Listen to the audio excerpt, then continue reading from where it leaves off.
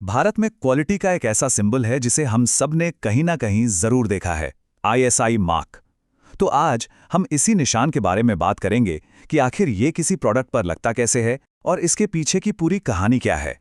सोचिए, घर के अप्लायंसेस हों, हेलमेट हों या फिर अनगिनत दूसरी चीजें, ये निशान हम सबने देखा है ना?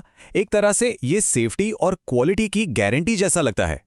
पर क्या कभी ये सोचा है कि इस छोटे से दिखने वाले निशान को हासिल करना कितना मुश्किल होता है?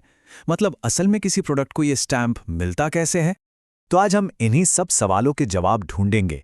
सबसे पहले समझेंगे कि ये आईएसआई मार्क है क्या, फिर जानेंगे कि इसे कौन सी संस्था देती है, और आखिर में देखेंगे कि भारत में और भारत के बाहर के मैन्युफैक्चरर्स इसे पाने का पूरा प्रोसेस क्या है।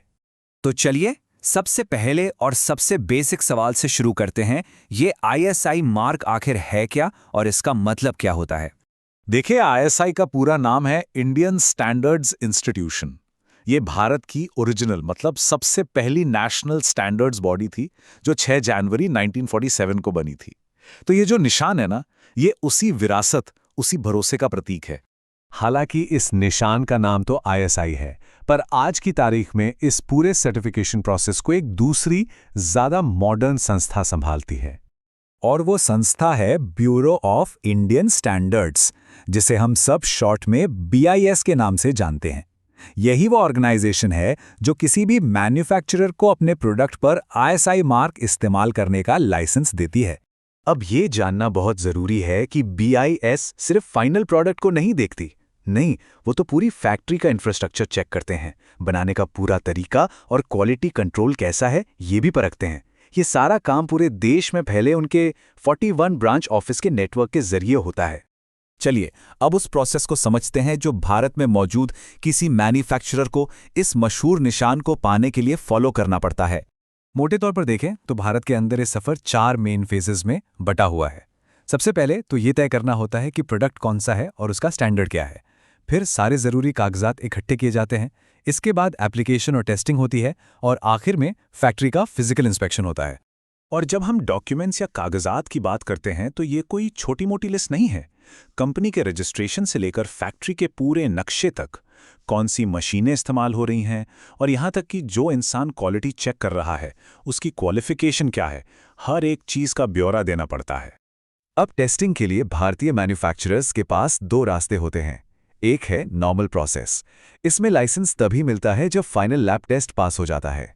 दूसरा है सिंप्लीफाइड प्रोसेस। इसमें लाइसेंस इंस्पेक्शन के फौरन बाद मिल जाता है, लेकिन अगर बाद में भेजा गया सैंपल टेस्ट में फेल हो गया तो लाइसेंस कैंसिल भी हो सकता है। अच्छा, तो ये तो हुई भारत की बात। अब देखते हैं कि जो कंपनियां भारत के बाहर हैं और यहां अपना सामान बेचना चाहती हैं, उनके लिए ये प्रोसेस कैसे काम करता है। उनके लिए भी शुरुआती स्टेप्स तो लगभग सेम ही हैं, प्रोडक्ट पहचानना और डॉक्यूमेंट्स तैयार करना। लेकिन एक बहुत बड़ा फर्क है, उन्हें अपनी एप्लीकेशन और सारे डॉक्यूमेंट्स फिजिकली मतलब हार्ड कॉपी में बीआईएस के एफएमसीएस ऑफिस में जमा करने होते हैं। और एक बात और जो बहुत ज़रूरी है, सारे के सारे डॉक्यूमेंट्स या तो इंग्लिश में होने चाहिए या फिर उनका ऑफिशियल इंग्लिश ट्रांसलेशन साथ में लगाना ही होता है। विदेशी एप्लीकेंट्स के लिए एक और ख़ास ज़रूरत होती है। उन्हें भारत में अपना एक ऑफिशियल रिप्रेजेंटेटिव रखना पड़ता है, जिसे ऑथराइज्ड इंडियन रिप्रेजेंटेटिव या एआईआर कहते हैं। यही शख्स बीआईएस के साथ सारी बातचीत और कोऑर्डिनेशन करता है। तो ठीक है, एप्लीकेशन जमा हो गई। अब चाहे मैन्युफैक्चरर भारतीय हों या विदेशी, फाइनल स्टैम्प तक पहुंचने के लिए आगे क्या होता है? ये समझिए कि आखिरी और सबसे मुश्किल दौर है।